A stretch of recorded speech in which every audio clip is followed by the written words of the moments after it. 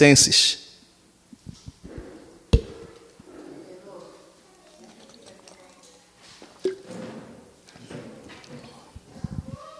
Eu não quero fazer resumo, porque eu sou ruim de resumo. Eu começo a falar de resumo e começo a contar tudo de novo. Mas, depois você assiste, se você não acompanhou desde o princípio. Se eu não me engano, tem 3 mensagens no nosso canal, intituladas As Cartas aos Tessalonicenses. Vai dizer assim: Paulo, Silvano e Timóteo, à igreja dos Tessalonicenses em Deus Pai e no Senhor Jesus Cristo, graça e paz a vós outros. Sempre agradecemos a Deus por todos vós, mencionando-vos em nossas orações. Recordamo-nos constantemente na presença do nosso Deus e Pai do vosso trabalho que resulta da fé operosa, do amor fraternal abnegado e da perseverança que vem de uma convicta esperança em nosso Senhor Jesus Cristo. 4. Reconhecendo, irmãos, amados de Deus, que fostes eleitos por Ele, porque o nosso Evangelho não chegou a vós somente por meio de palavras, mas igualmente com poder no Espírito Santo e em plena certeza de fé. Sabeis muito bem como procedemos em nosso benefício quando estávamos convosco. De fato, vos tornastes nossos discípulos e do Senhor, pois, apesar de muito sofrimento, recebestes a palavra com alegria que vem do Espírito Santo.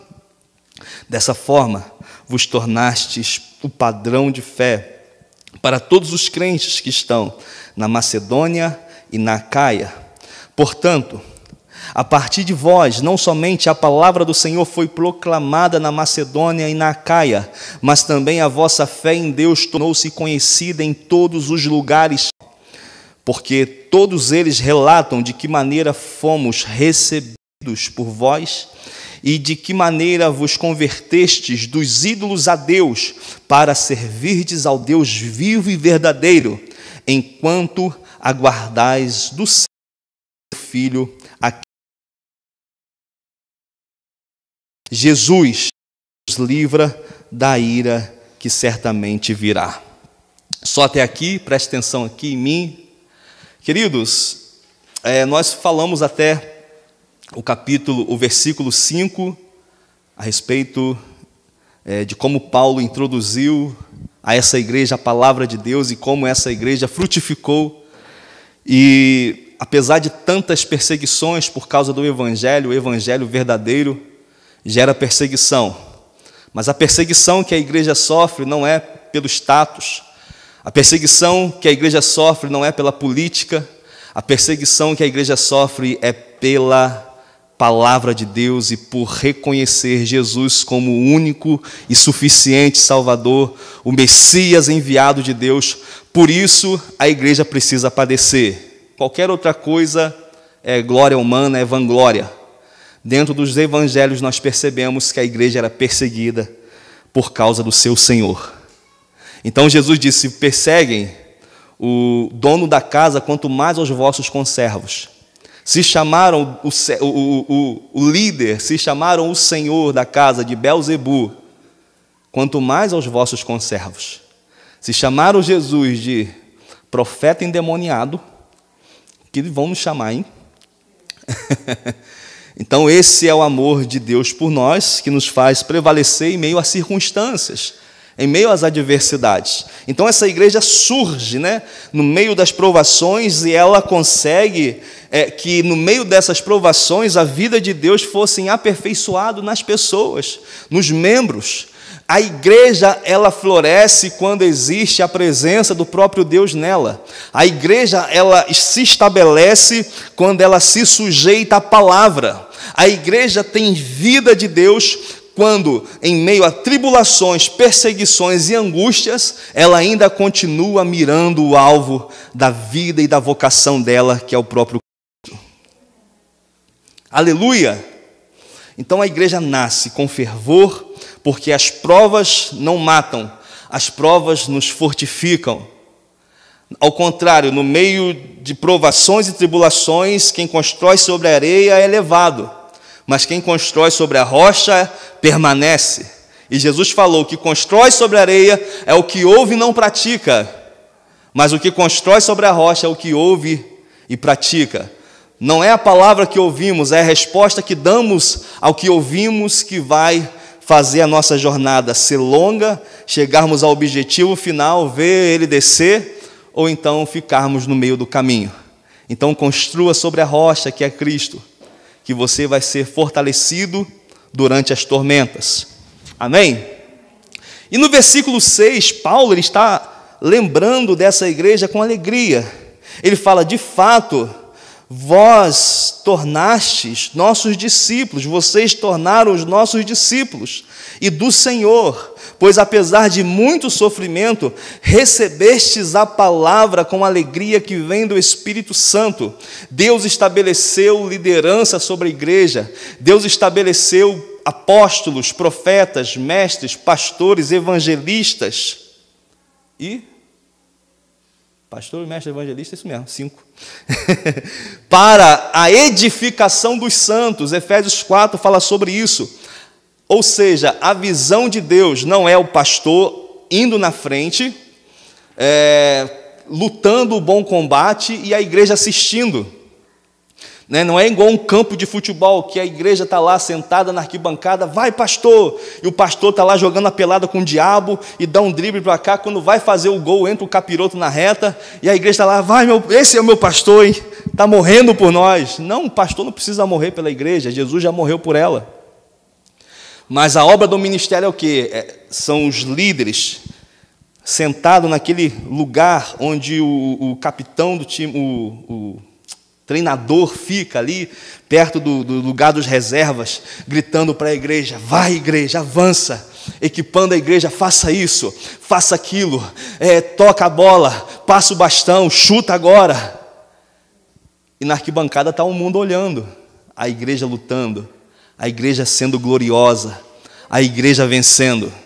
Então nós precisamos mudar o contexto de visão dentro do parâmetro igreja, porque isso pode matar muita gente. Por isso que muitos pastores estão tirando a sua vida, porque essa obra é de Deus, nós somos cooperadores com Ele, e aquele que quiser assumir o lugar de Cristo morre, não aguenta. Cristo é a cabeça da igreja, Ele sustenta toda essa obra. Se Ele não convencer você, se Ele não tocar em você, se Ele não produzir vida em você, qualquer outra coisa que nós venhamos fazer é manipulação humana, artifícios supérfluos diante daquilo que o poder de Deus pode gerar em nós. Amém? Então Paulo está falando que essa palavra gerou vida nesses discípulos a ponto deles seguirem a eles como exemplo, como modelo. Eles tornaram-se discípulos deles, como também do Senhor. Então existe a palavra discípulo, aluno. Não é só aluno, mas é alguém que recebe o encargo, recebe é como se alguém tivesse que tirar, quando a gente compra algo novo, não tem algumas embalagens que a gente precisa lascar com ela, meter a faca, abrir, porque a gente não consegue tirar na mão. Um pacote de biscoito ruim de abrir, que a gente tem que estourar ele, quase cai tudo no chão. Difícil abrir pó de café sem tornar, Não sei se você tem essa habilidade. Mas discipular tem a ver não só com trazer informações, mas arrancar o lacre, aquilo que está impedindo você de ver a glória de Deus, a glória de Cristo. Então esses irmãos tornaram-se obedientes. O próprio Jesus disse que a casa dividida não subsiste. E nós falamos em liderança, é alguém que governa a favor das pessoas, não sobre as pessoas. Não é alguém mandando, é alguém influenciando, indo na frente. Alguém morrendo, mas por causa do Senhor. Alguém pagando preço, mas para ver a glória de Deus, não que ele vai salvar alguém. Então, o líder, ele é modelo, ele é padrão, alguém que está indo na frente. Então, esses irmãos receberam o liberar de Deus através dos apóstolos. Alguns momentos, Paulo vai falar nas suas cartas a respeito da imposição de mãos.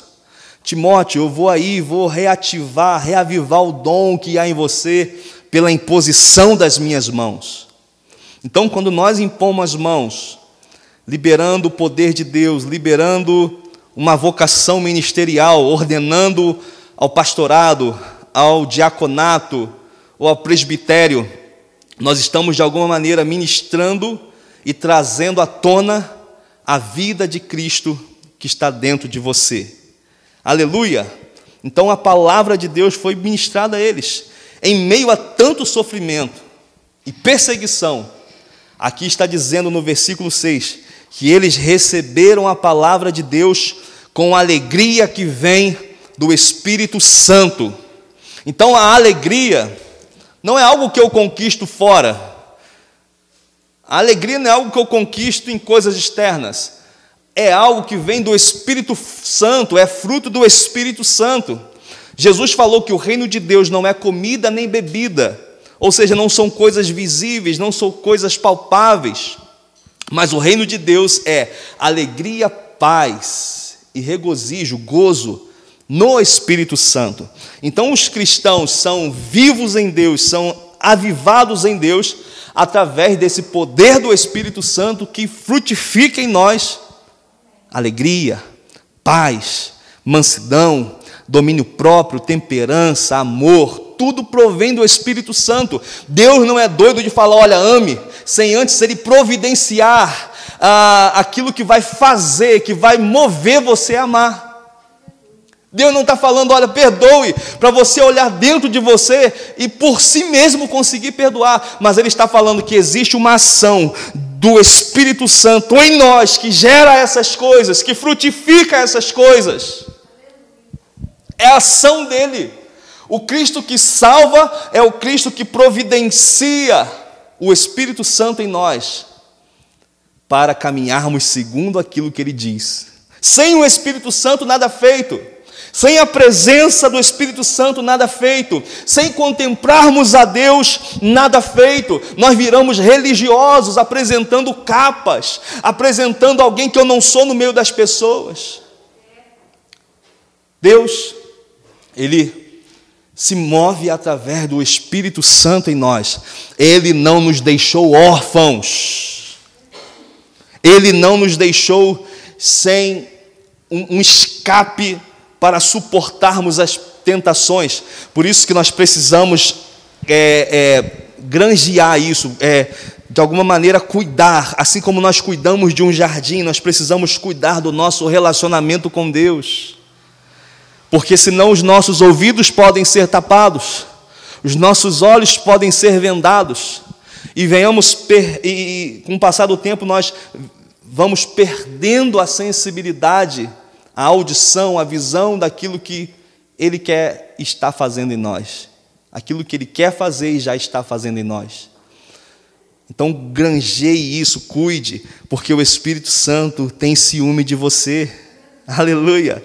Então, a palavra no meio de sofrimento chegou, mas eles receberam com alegria. A alegria de Deus precisa reinar na vida do crente. Versículo 7. Dessa forma vos tornastes o padrão de fé para todos os crentes que estão na Macedônia e na Caia. Ou seja, a palavra modelo, ela tem a ver com uma cópia, uma imagem, um padrão.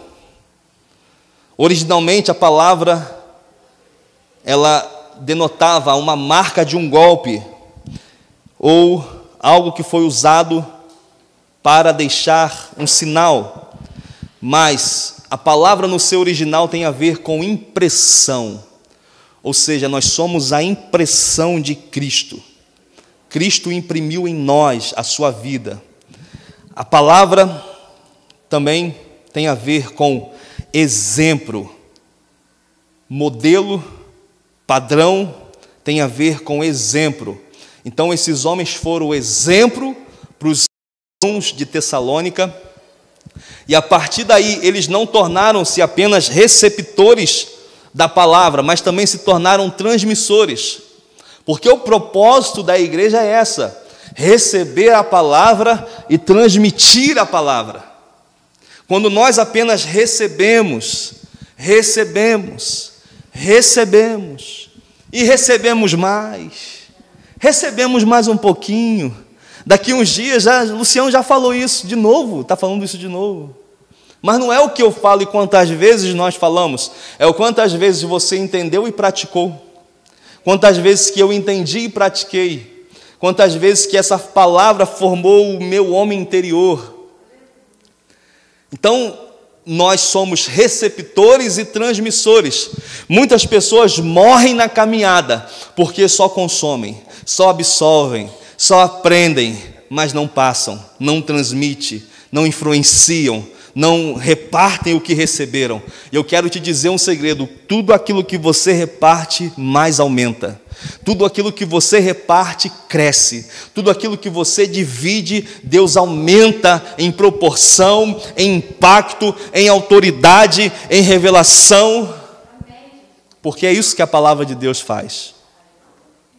Amém? Então esses irmãos tornaram-se profetas, bocas de Deus, não somente na Macedônia e na Acaia, mas em toda a região ao redor. Receberam a palavra e souberam da fé que haviam na vida desses irmãos. A igreja aprendeu e depois passou a ensinar. Essa é a glória de um pastor. Não é que as pessoas se arrepiem, caem no chão ou manifestem um demônio, mas que pessoas recebam a palavra e multipliquem essa palavra. Para isso um líder ora. Para isso nós estamos aqui insistindo, ensinando, para que você, na simplicidade, no seu dialeto, não precisa fazer nada do que já está em você, que você transmite essa verdade com o seu exemplo e através dos seus lábios. Como ouvirão se não há quem pregue? Como ouvirão se não há quem pregue? As oportunidades batem à nossa porta no dia a dia. As oportunidades vêm até nós, num amigo que pede um conselho, na nossa casa quando nos pede oração, num aniversário que nós podemos parar e falar do amor de Deus, no meio de um Natal que significa o nascimento de Jesus, mas ninguém presta atenção nisso. As pessoas querem se embriagar, querem comemorar aquilo que não entendem. Mas nós estamos lá como porta-vozes da palavra de Deus, para parar a festa e falar: nós estamos aqui comemorando, mas tem um motivo. O seu Salvador nasceu, o seu Redentor nasceu para te salvar, veio de uma virgem, passou aqui sem pecado, e ao terceiro dia ressuscitou porque a morte não pôde vencê-lo. E da mesma forma esse Deus vai voltar e pisar na terra para buscar todos aqueles que lhe obedecem. Então essa é a mensagem do Evangelho de Jesus Cristo. E a igreja transmitiu isso nas províncias de Macedônia, no norte da Grécia, e também para os crentes da província da Acaia, no sul da Grécia. A igreja de Tessalônica inspirou as pessoas da sua região e lugares por mais distantes que estavam. Tornou-se um luzeiro perto e também luz para os povos mais distantes. Então nós estamos aqui, qual é o propósito de nos reunirmos? Para sermos luz no mundo, no dia a dia, no nosso procedimento, no nosso viver, manifestar a Cristo. Você sabia que as pessoas estão carentes de Cristo, carentes do amor de Deus, carentes de oração, carentes de ouvir uma palavra? Mas eu fico admirado quando os cristãos que têm a palavra não falam dela. Os cristãos que receberam a vida de Deus não transmitem essa vida, se calam por covardia. Mas o mesmo Jesus falou: olha, se vocês se envergonharem de mim e do meu nome, eu também vou me envergonhar de vocês. Apocalipse 21:8 fala que os tímidos não herdarão o reino dos céus. E de fato está falando de pessoas que recuam ao transmitir a verdade de Deus. Então nós precisamos repensar: nós estamos passando a verdade de Deus adiante ou inchando? Porque a mesma palavra que João, Pedro, Tiago recebeu, Judas também recebeu. Então é a resposta que nós damos. Aleluia! Então está falando que houve uma repercussão abrangente através do exemplo da vida da igreja de Tessalônica. E por ser uma cidade comercial estabelecida numa via chamada Egnatia, uma via comercial que ligava várias cidades ao redor, Tessalônica foi uma cidade privilegiada para difundir o Evangelho, para espalhar o Evangelho. A palavra empregada por Paulo no verbo repercutiu significa soar como uma trombeta, fazer barulho como um sino. Ou seja, é algo que as pessoas ouvem de longe, é algo que as pessoas precisam e conseguem ouvir. Assim o Evangelho ecoou. O eco é a repetição de uma voz, né? E nós fomos chamados para ser voz nessa geração. Luiz Hermínio sempre fala que nós fomos chamados para ser voz para quem não tem voz, mãos para quem não tem mãos, consolo para quem precisa de consolo. Então esse é o propósito de estarmos ao redor da mesa do Pai. Aleluia! Então eles foram uma espécie de caixa acústica que transmitiu, que ecoou, que pronunciou as verdades de Jesus Cristo. Amém? 9. Porque todos eles relatam de que maneira fomos recebidos por vós, e de que maneira vos convertestes dos ídolos a Deus, para servirdes ao Deus vivo e verdadeiro. Lembre-se que o que ouviam deles não eram simplesmente porque eles estavam anunciando apenas, mas é porque houve uma conversão genuína. Eles largaram seus ídolos.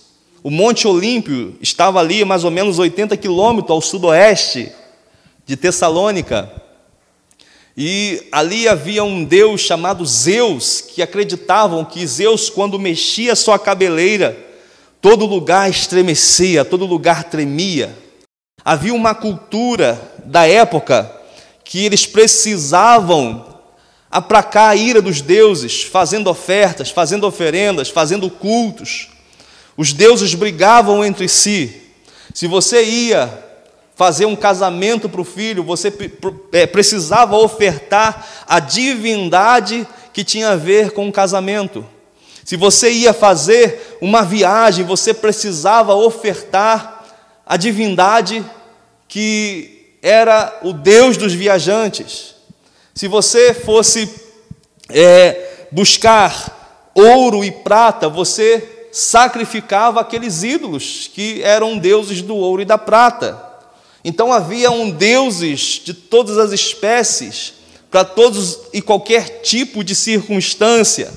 Só que 3 homens, chamados Paulo, Silas e Timóteo, invadem essa cultura e começam a anunciar: olha, existe um Deus, e o Deus verdadeiro, e esse Deus é vivo, e esse Deus, ele enviou o seu Filho, e esse Filho morreu e ressuscitou. Eles nunca tinham escutado a respeito disso, de um Deus que envia o seu Filho ressuscita, porque eles estavam servindo a deuses mortos.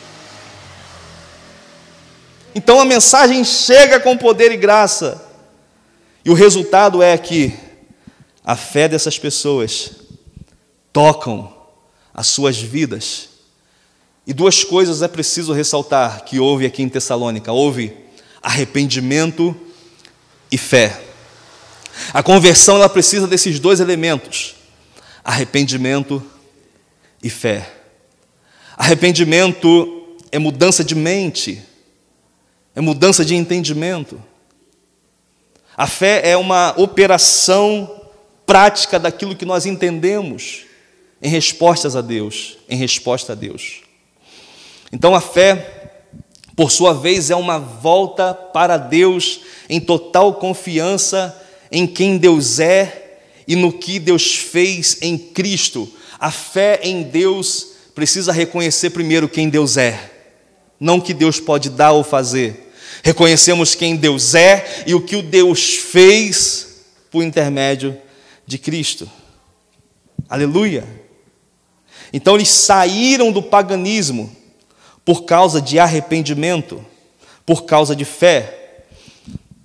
O arrependimento faz com que eles abandonem os seus ídolos, e a fé faz com que eles caminhem em direção ao Deus vivo. Então, arrependimento sem fé não gera nada, vira remorso. Você se entristece pela sua situação atual, você chora pelo estado que se encontra, você lamenta por ter praticado aquilo que desagrada a Deus, porém você não sai do lugar. Já a fé que move para Deus é todas essas coisas: o arrependimento é tristeza pelo pecado, dor pelo pecado, lamento pelo pecado. Quando Jesus vai à casa de Zaqueu, um publicano, ladrão, ao invés de cobrar tipo 10% dos impostos, ele cobrava 30%, por exemplo. Só que 10 ele entregava para o governo e 20 enfiava no bolso. Aí Jesus fala: olha, Zaqueu sobe numa árvore, sabendo que Jesus ia lá passar por aquela cidade. E quando ele sobe, Jesus olha e fala: hoje me convém pousar na sua casa, Zaqueu. Sabe aquela música, entra na minha casa, entra na minha vida? Jesus entra na casa de Zaqueu. E a presença de Jesus é tão intensa, eu fico maravilhado quando a presença de Jesus, ela é sentida, ela é desejada. No monte, quando os discípulos estão ali, Jesus ele é transfigurado. O Deus invade a sua natureza terrena e eles ficam impactados com a presença de Deus naquele lugar. Então o próprio Deus estava na casa de Zaqueu. E Zaqueu fala: Senhor, se eu defraudei alguém, eu vou restituir vocês. Eu vou restituir todo mundo que eu defraudei 4 vezes mais, se eu não me engano, né? Então, a conversão gera isso, arrependimento e mudança. Eu lembro que quando eu me converti, fiquei 1 mês no Rio de Janeiro, me batizei com 1 semana. E eu falei: eu vou ficar aqui porque eu preciso me fortalecer, né? Imagina, preso nas drogas durante quase 8 anos. Eu preciso me fortalecer, porque eu sei que eu vou encontrar os meus amigos, eu vou encontrar a realidade de Madalena no final de ano, né? Vim para cá em setembro, dezembro, o nego espera o final do ano, né? Virada. Passou a virada do ano, já se espera o carnaval, né? Conta-se pela rua todos os fatos que aconteceram no carnaval passado, os micos, os vômitos, né? E fica esperando aquele dia chegar para passar 5 dias bêbados na rua. E eu sabia que eu iria enfrentar, e eu retorno para Madalena. O dinheiro que eu tinha dá apenas para eu chegar aqui. Sem R$1 nem para comer na estrada. Mas eu cheguei feliz, porque a presença de Deus, o quebrantamento, a sinceridade diante de Deus estava operando em mim. E eu lembro que a minha mãe entrou na Casa da Bênção para fazer não sei o que na época, acho que ela congregava lá. E tinha uma pessoa lá que, no mundo, né, eu jogando bola ali na quadra do CIEP, eu dei uma entrada num amigo dele e depois ele veio dar uma entrada dura em mim. Só que vocês não conheceram o antigo Luciano, né? Era Street Fighter, irmão. E na hora que ele veio, minha mão foi sozinha na cabeça dele, assim, ó. Sabe aquele nocaute de UFC? Foi sem querer assim, pegou, bum! Ele virou o olho e caiu para trás. Tremendo, falei: matei o menino. E aquilo ficou, né? Eu não era convertido ainda, né? Aquilo ficou, não passava, não falava com ele, virava a cara, ele virava para mim. Só que ele se converteu primeiro que eu, e depois me converti, e eu encontrei esse irmão lá, na igreja, e eu fui até ele, e falei: meu querido, me desculpa, te peço perdão por aquele dia, porque eu não conhecia Deus, e de fato o que eu fiz com você foi errado. Ele de pronto também me perdoou, e ali eu fiquei aliviado. Então é isso que a obra do Espírito Santo faz em nós quando existe conversão. É um giro de 180 graus. Eu estava indo para cá, mas agora eu estou indo para lá, na direção do próprio Deus. Aleluia! Existem questões que a pessoa precisa até restituir a outra. Né, irmãos? Imagina, você está condenado a 5 anos de cadeia, aí você se muda para outra cidade, fala, vou recomeçar uma vida nova. Aí se converte, aleluia, é batizado, faz aliança com Deus, Deus enche a vida dele, e o irmão está lá, com 5 anos de pena, devendo a sociedade. Aconteceu isso aqui em Macuco, na igreja Maranata, se eu não me engano. Uma pessoa que estava ali, se converteu, estava atuando na faxina da igreja, e com o tempo descobriram, a polícia, melhor, alguma coisa que aconteceu, denúncia, ou alguma coisa que aconteceu, foram puxar a capivara do cara, tinha, se eu não me engano, um homicídio. Então, existem casos que precisam de restituição. Está devendo, paga. Não, mas Deus passou uma borracha em todo o meu pecado. Deus passou a borracha em todas as minhas dívidas. A sua dívida com ele perdoa. Agora dos outros vai perguntar se o outro perdoa, né? Você perdoa a minha dívida igual Deus perdoa a mim, irmão?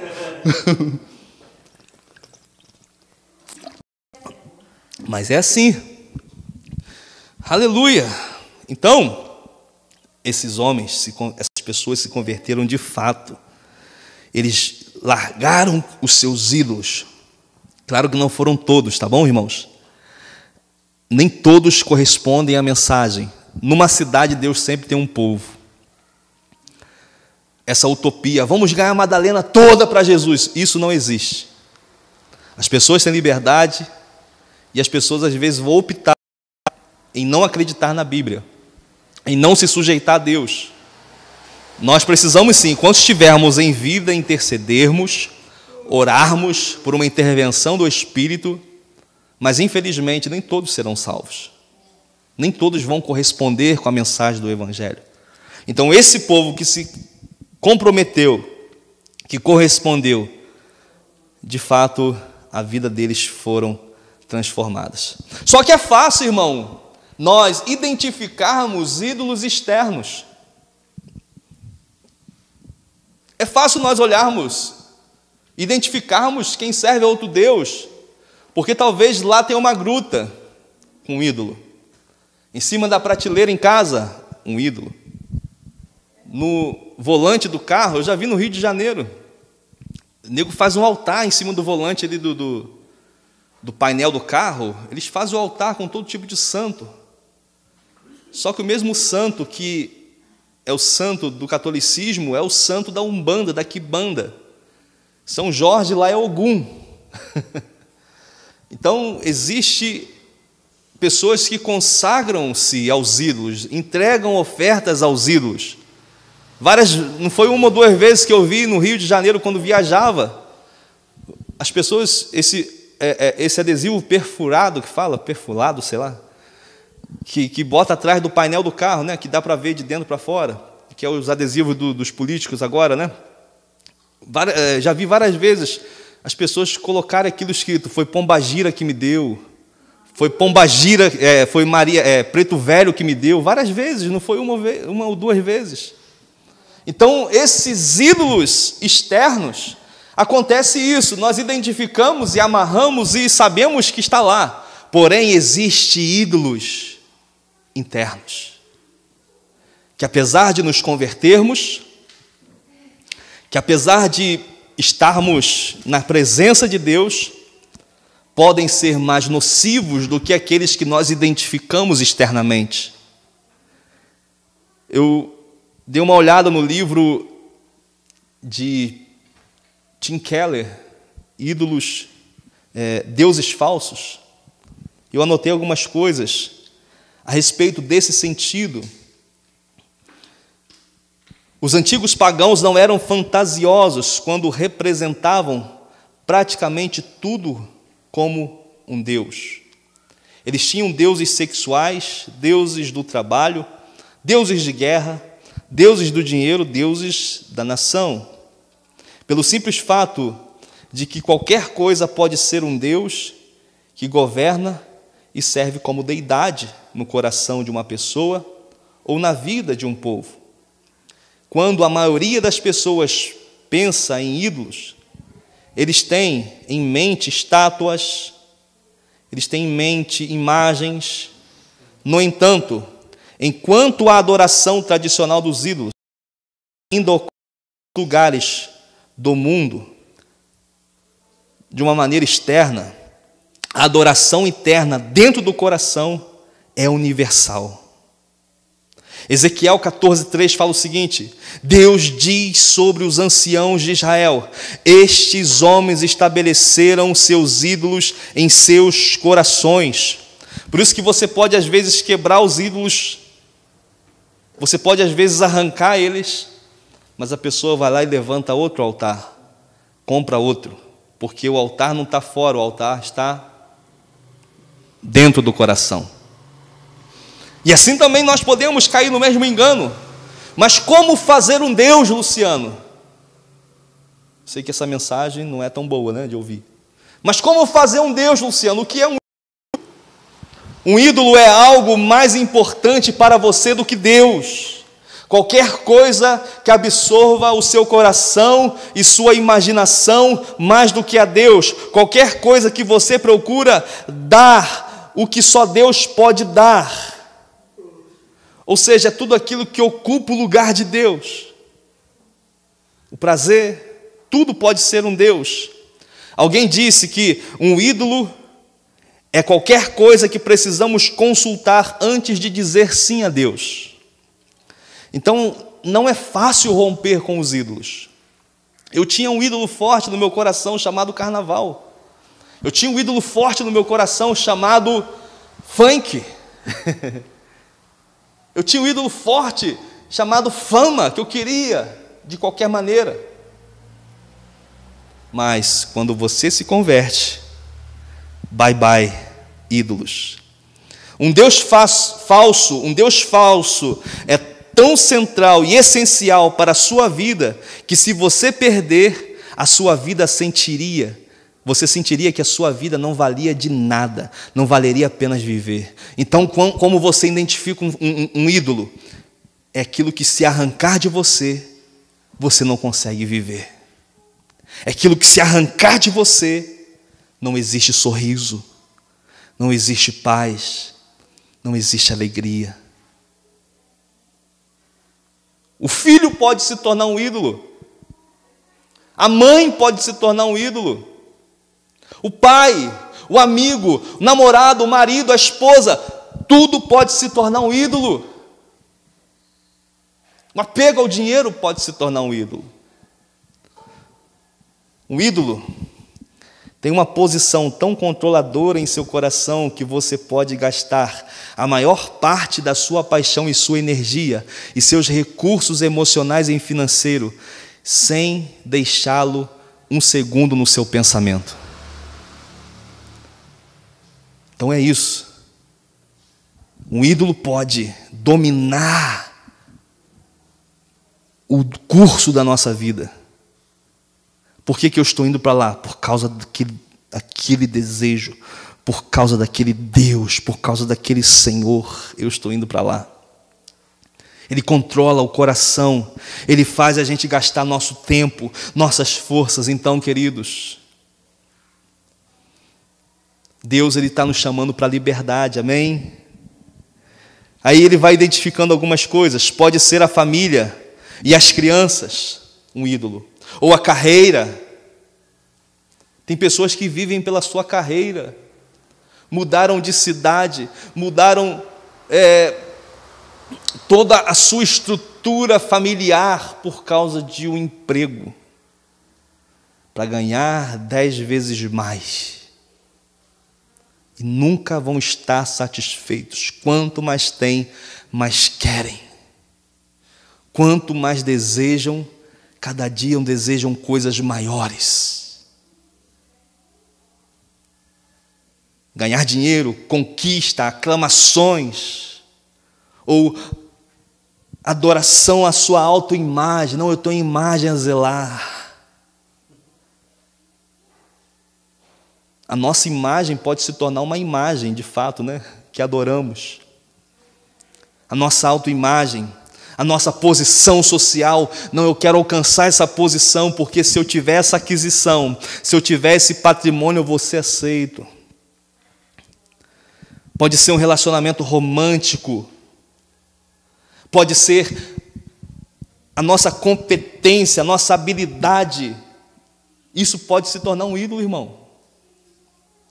Não, eu sou tão bom no que faço, olha, eu faço sozinho, sem Deus, nem preciso dele.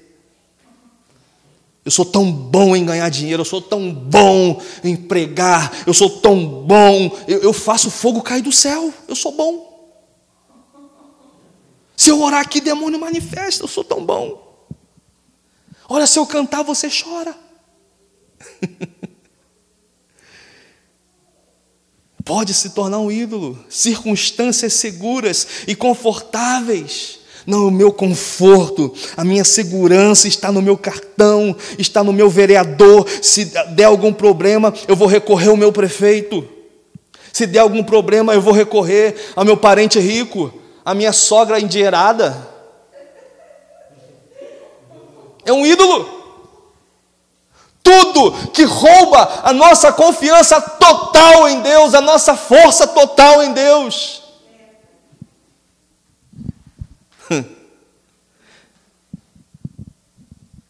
Padrão de beleza, não, tem que estar bonito. Olha a minha imagem, olha a minha beleza. Se eu não tirar essa sobrancelha hoje, nem saio na rua. Se eu não depilar essas pernas, eu uso calça no sol quente. Passa um brondo. Dá certo, né? Ô, Jesus. Amor, a performance escultural do corpo. Amor ao sucesso ministerial. Olha como o meu ministério está frutificando. Olha quantas pessoas tem na minha igreja. Olha, agora eu vou ser importante aos olhos do político. Olha, eu vou fazer minha igreja um curral eleitoral. Se eu tenho 300 pessoas, então meu candidato já tem 300 votos. Vou te dar um conselho a respeito de política. Vote em quem você quiser. Amém? Ponto. Vamos lá. Um ídolo é o que quer que você olhe e diga no seu coração: se eu tiver isso, então sentirei que a minha vida tem significado. Se eu tiver aquilo, então saberei que eu tenho valor. Queridos, isso é muito sutil. Eu estou falando algo de Deus para você. Não durma, por favor. Um namorado pode ser um ídolo.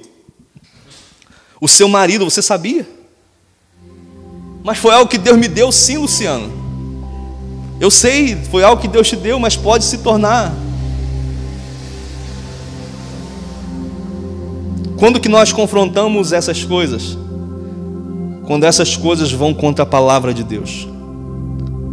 Seu marido, namorado, tem autoridade sobre você até enquanto eles afirmam que Deus diz.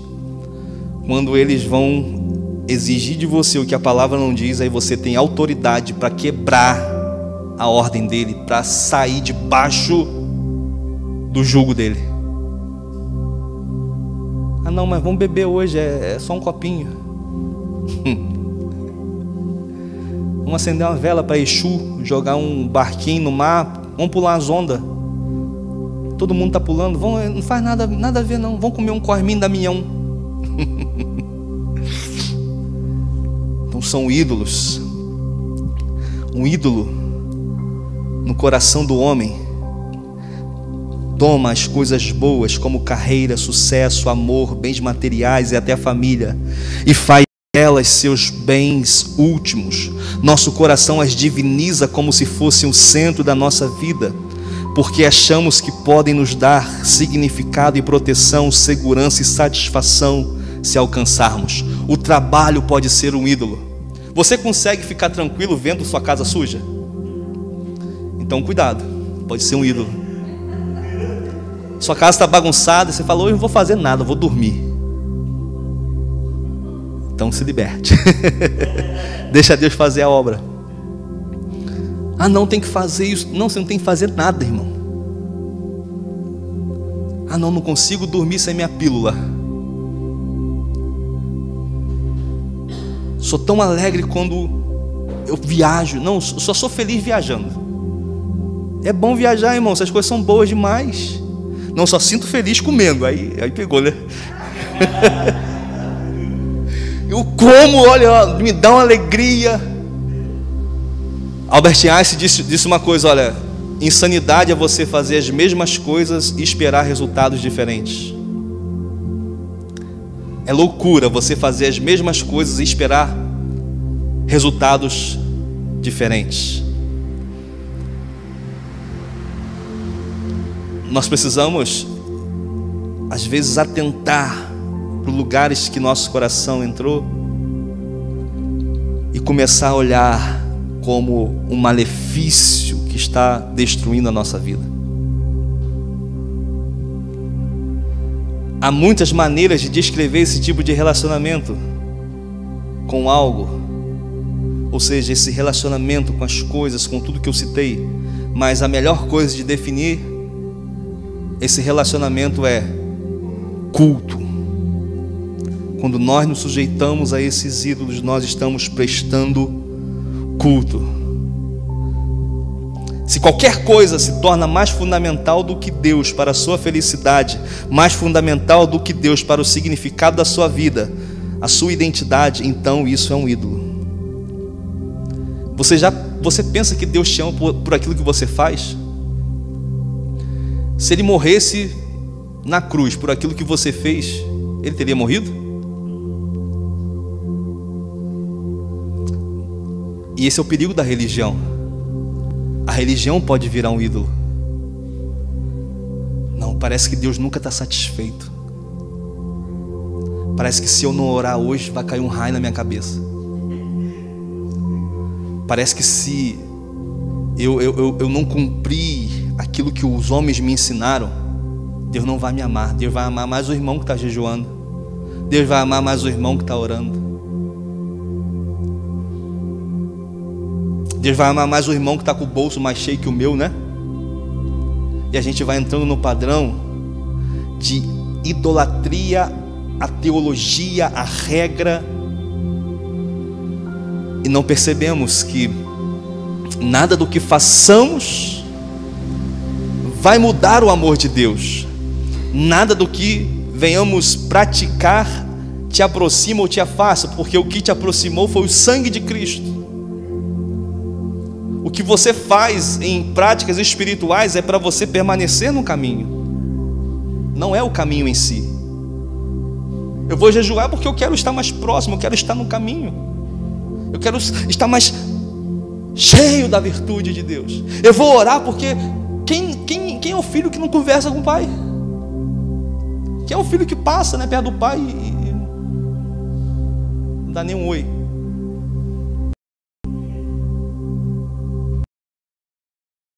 Dúzia de música porque eu estou pensando que se eu cantar, Deus vai me abençoar na altura da minha voz. Não, é porque eu sou tão grato a Ele, mas tão grato.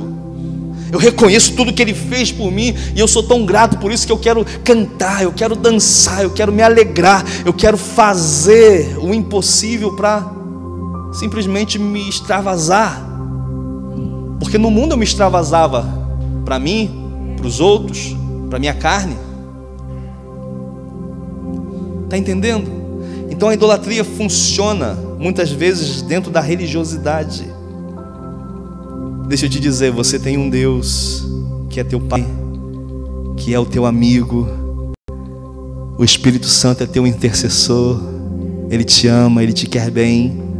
Deus não está sentado esperando você errar e para te dar uma chicotada. Olha, moleque, pá, não faça isso. Não bota a mão aí, peste, pá. Ele te ama. Amém. O coração humano é uma fábrica de ídolos, pois somos inclinados a eleger tantos ídolos, embora não tenhamos esta intenção inicial. Agora termino. A solução, né? Tem que ter a solução para isso.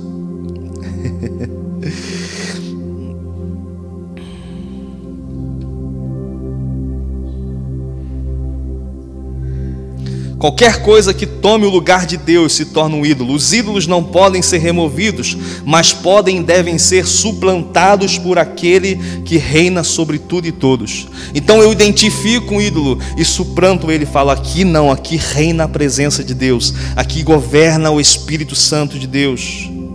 Por isso é necessário discernir e identificar os ídolos que entronizamos, para então substituí-los.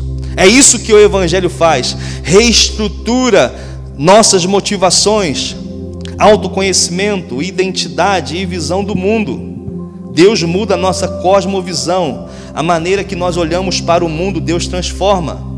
Em Mateus 6:24, Jesus fala: ninguém pode servir a dois senhores, pois odiará um e amarás o outro, ou será leal a um e desprezará o outro. Não podeis servir a Deus e a Mamon e as riquezas. O Evangelho trabalha de forma diferente. Não age diretamente sobre as emoções ou vontade, mas indaga o que está operando no lugar de Cristo como seu Salvador real. Deus, ele não vai invadir a sua emoção e falar: olha, a partir de agora você perde todas essas vontades. Mas ao contrário, ele convence, ele mostra para você: olha, isso aqui está sendo um Deus para você. Olha, o seu casamento perfeito está sendo um Deus para você. Olha, o seu filho está sendo um Deus para você. Olha, o dinheiro, o sucesso na vida está sendo um Deus para você. Aí você vai falar: é verdade, Deus, então reina sobre mim. Assim nós vamos entender que somente Cristo tem o lugar de primazia. Colossenses 3, 1 ao 3 fala: portanto, se já ressuscitastes com Cristo, buscai a vida com Cristo em Deus. Aleluia, vamos ficar de pé. Deus, a nossa vida está escondida em Cristo Jesus. E qual é a ordem de Paulo?